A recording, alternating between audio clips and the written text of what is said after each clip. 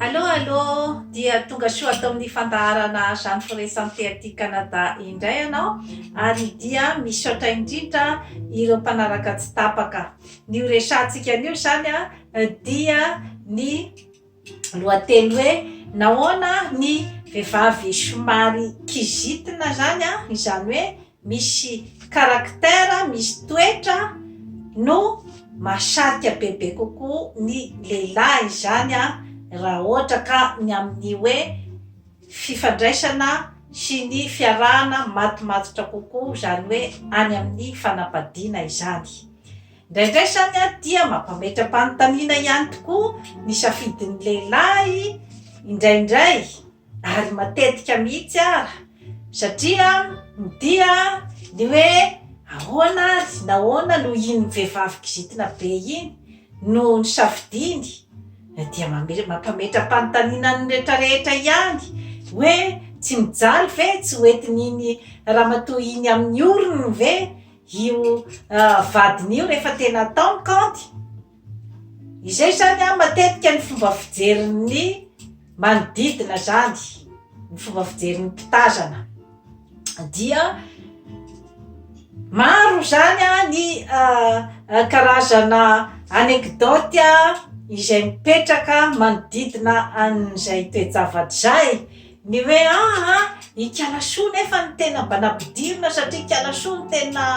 hoe tsara fanahy sady malefaka ka maninona izy no hoe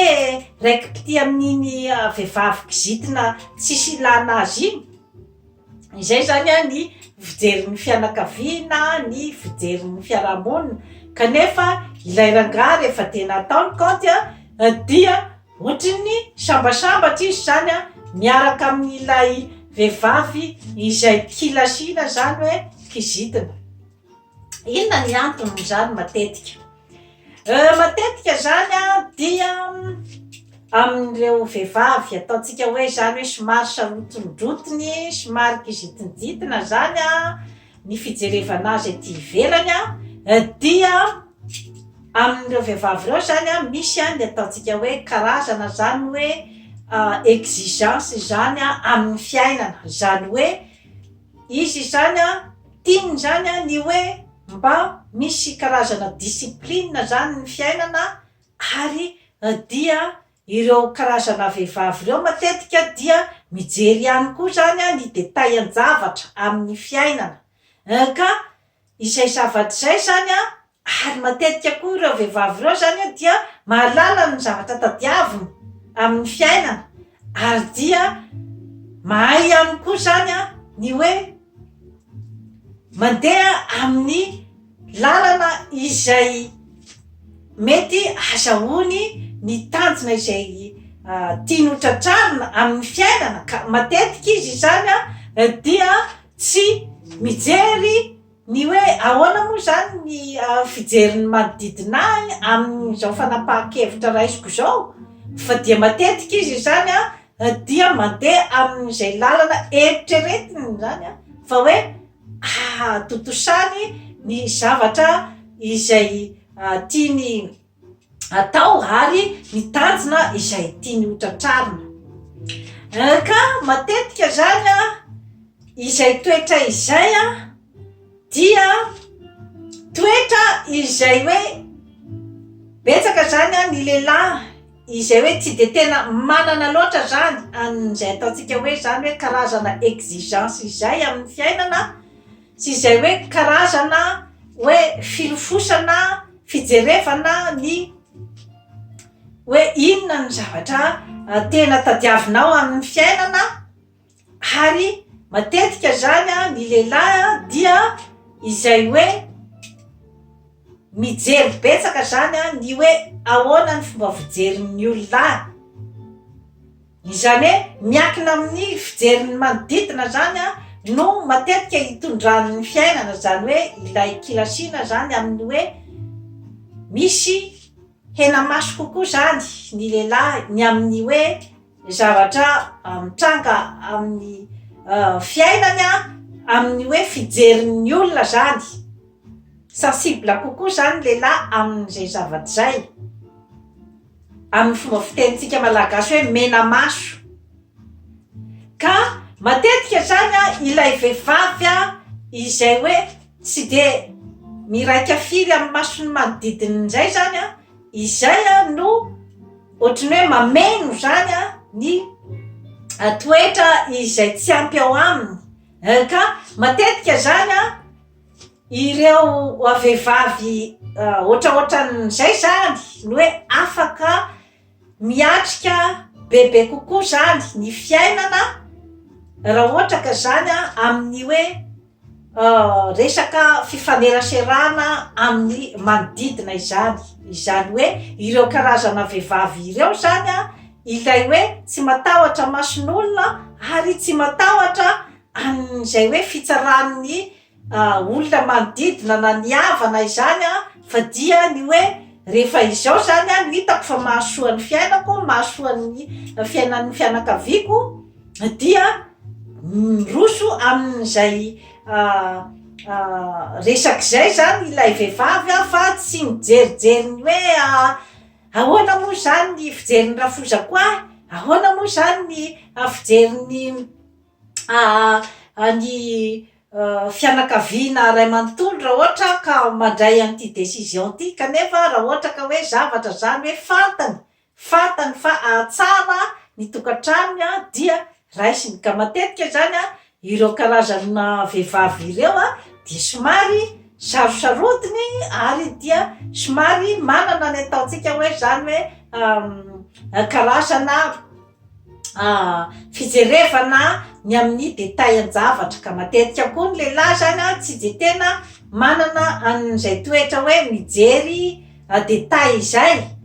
Ka izay no antony zany hoe isafidianany an'ilay vehivavy manana an'izay toetra izay satria ny vehivavy no tena hoe tompon'andraikitra voalohany indrindra raha hoe resaka tokantrano zany no tenenina. Ka ao ihany koa zany ilay hoe raha ohatra ka lehilahy izay hoe ny tena safidiny zany dia ilay hoe vehivavy manaiky lembenana foana, somary mampametram-panontaniana ihany izay zavatra zay hoe karazana lehilahy manao ahoana koa nefany no hoe misafidy ny vehivavy izay manaiky lembenana ary dia manaiky na zavatra ataontsika hoe zavatra tsy rariny na zavatra tsy rariny atao amin'ny zanaka ohatra zany dia eken'ilay vehivavy satria hoe entany-pitiavana be loatra na hoe matahotra ny sarana mampametram-panontaniana ihany zany izay karazana fifandraisana izay hoe nahoana ilay lehilahy zany no hoe misafidy ny vehivavy izay hoe tena tsy mamaly mihitsy zany ary tsy milaza ny heviny fa dia manaraka ambokiny ny zavatra rehetrarehetra izay tenenin'ilay lehilahy. Mampametram-panontaniana ihany koa izay karazana safidy izay ao amin'ilay lehilahy hoe karazana lehilahy toy inona izy zany. Angamba zany ilay lehilahy izay tia mamoroporotra vehivavy na izay tia manao karazana tsindry azo lena. Eo zany no mipetraka ny fanontaniana satria raha ohatra ka lehilahy izay ataontsika hoe zany hoe tena tia zany tia ny vadiny zany dia mamela azy hampiseho ny heviny, mamela azy hampiseho ny hoe inona marina zany ny tena toetrany. Izay kosa ngamba no eritreretiko fa hoe fiarahana tena ataontsika hoe mety hanana ny fahombiazana bebe kokoa zany satria raha ohatra ka hoe vehivavy afaka tsara mampiseho ny toetrany, afaka tsara mampiseho ny fihetsem-pony rehetrarehetra dia izay angambany no ataontsika hoe karazana séduction goavana indrindra raha ohatra ka hoe eo amin'ny resaka zany hoe fiarahan'ny vehivavy sy ny lehilahy zany satria rehefa hoe tsy manafinafina ny toetrany sy ny zavatra rehetra ao anatin'ny fonony zany ny vehivavy anankiray dia izay angamba no miteraka bebe kokoa ny atao hoe fitokisana avy any amin'ilay lehilahy raha ohatra ka hoe tena fiarahana zany ao anatin'ny fifankatiavana sy ny hoe fiarahana ao anatin'ny fifampitokisana sy ny hoe ny fibanjinana ny hoe tanjona ho an'ny tsaratsara kokoa ho an'ny tokantrano angambany dia izay hoe tsy mamela zany ny vehivavy hoe hiafiafy zany amin'ny izay hoe toetrany satria amin'iny koa no afaka koa zany ny hoe mba ahafahan'ilay lehilahy zany hoe micorriger ny vadiny raha ohatra ka hoe misy zany toetra izay ataontsika hoe tsy azoazony zany ary eo ihany koa ny hoe itoeran'ny ataontsika hoe koa hoe fitiavana avy any amin'ilay lehilahy satria misy ihany koa ny fitenenana hoe raha ohatra lehilahy tena raiky mpitiavana amina vehivavy iray dia tsy matahotra opa misy zany ny hoe fitenenana ohatran'izay tsy opa avy any amin'ilay vehivavy no andeha andaosany ny tokantrano na andeha andaosany zany ny vehivavy iray fa rehefa tena tia lehilahy anankiray dia tsy zavatra ohatran'izany mihitsy no andeha andaosany ny vadiny fa ilay karazana opa zany na hoe ilay karazana toetra izay lazainy fa tsy tiany any amin'ilay vehivavy dia azo lazaina ihany zany azo lazaina ihany fa karazana kendri-toana na prétexte zany ny ialana an'ilay vehivavy rehefa tena atao zany ny compte ka zay koa zany no hoe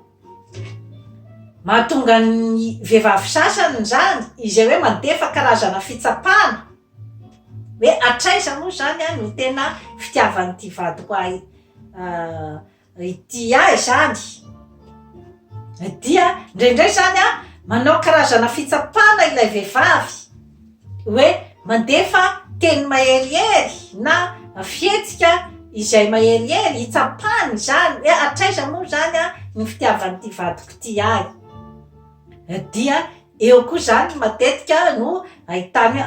tena ty ahy marina ty lehilahy ty satria hoe na dia misy ara zany ny hoe karazana fahalemena avy ety amiko dia tsy izay mihitsy no ampiemotra azy ka indraindray zany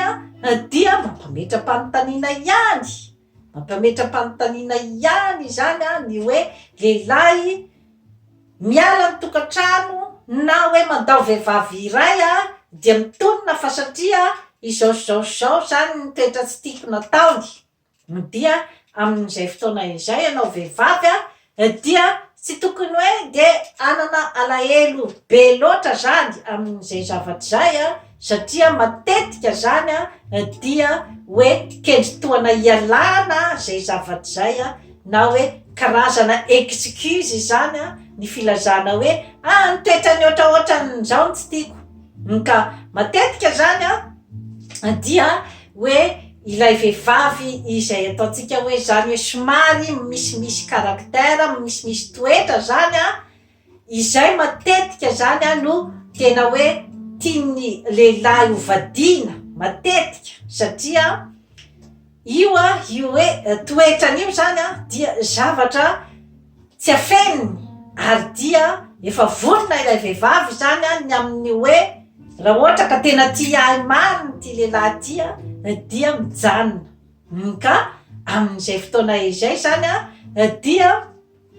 iny koa no isany koa zany itiavan'ilay lehilahy azy ny amin'ny hoe tsy manafinafina zany ny tena toetrany dia eo ihany koa ny amin'ny hoe lafiny ara-biôlôjika koa zany dia ny hoe amin'ny lehilahy zany raha ara-biôlôjika dia tokony foana izy zany ny hoe mikatsaka zany ny hoe ampaniry ny faniriana ao amin'ilay vehivavy tokony hoe mikatsaka foana zany ny ataontsika hoe resaka conquête amin'ilay vehivavy zany izay zany a no hoe tokony ho izy a raha hoe ny resaka ara-biôlôjika zany indrindrandrindra zany a eo amin'ny hoe fifandraisana amin'ny firaisana ara-nofo dia ilay vehivavy zany a tokony foana zany a mipetraka foana amin'izay hoe plasiny hoe izy zany a no anaovana ny karazana conquête zany dia amin'ilay hoe vehivavy izay somary kizitinjitina zany a somary tsy de tena mora loatra zany ny karakterany a dia amin'io zany a matetika ny toeran'izay ataontsika hoe resaka esprit de conquête zay satria ilay lehilahy zany a manana foana ny ataontsika hoe zany hoe ny faniriana zany a ambabo an'ilay vehivavy satria raha ohatra ka tonga de efa atolotra eo ambonin'ny plateau daholo ny zavatra rehetrarehetra de efa anao manontolo ny tenako a dia ekena daholo ny zavatra rehetra izay proposeny a sy ny capriceny rehetrarehetra dia amin'izay fotoana zay a dia efa babo tanteraka ianao zany a tsy misy tsony ao amin'ny esprit de conquête dia izay matetika zany a no hoe mahatonga ny hoe lasa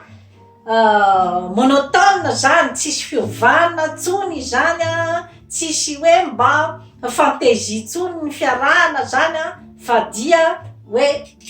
ny teo ihany ny teo ny verimberiny eo a dia izay matetika no lasa marava ny fitiavana fa rehefa hoe mba misy karazana zany a hoe exigence ilay vehivavy a dia amin'iny izy zany a no hoe manana zany a ny ataontsika hoe karazana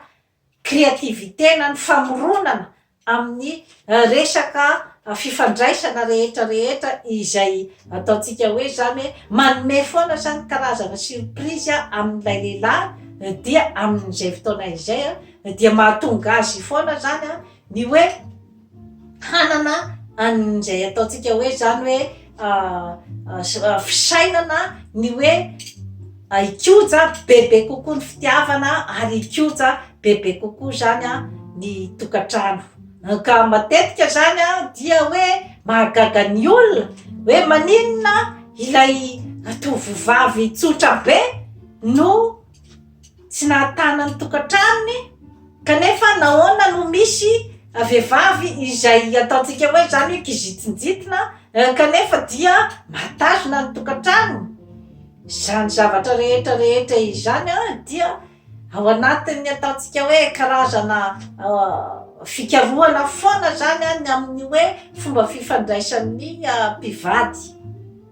zay akory a tsy midika hoe izay vehivavy kizitina rehetrarehetra ny hoe tsy maintsy ho tiany lehilahy fa io ihany koa na de hoe manana n'izay toetra kizitiny zay koa zany lay vehivavy a nefa aoka kosa mba tsy hoe iny toetra iny zany a no entinao hoe zato isan-jato ao amin'ny tokantranonao fa tsy maintsy mba misy ihany koa zany a ny karazana ataontsika hoe zany alemem-panahy miaraka amin'izay hoe karazana asiana kely zay satria mila n'izay ihany koa zany a ny fiarahana zany hoe zay lay avy amin'ny fitenenana hoe mba mila asiana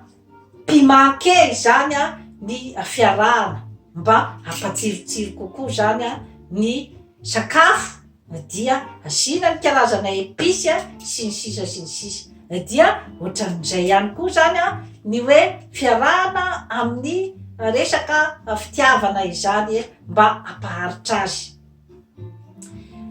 zany rehetrarehetra izany nefa dia tsy midika akory hoe tsy maintsy izao na tsy maintsy izao fa ao anatin'ny karazana fikarohana daholy zany zavatra rehetrarehetra izany zany a ny amin'ny hoe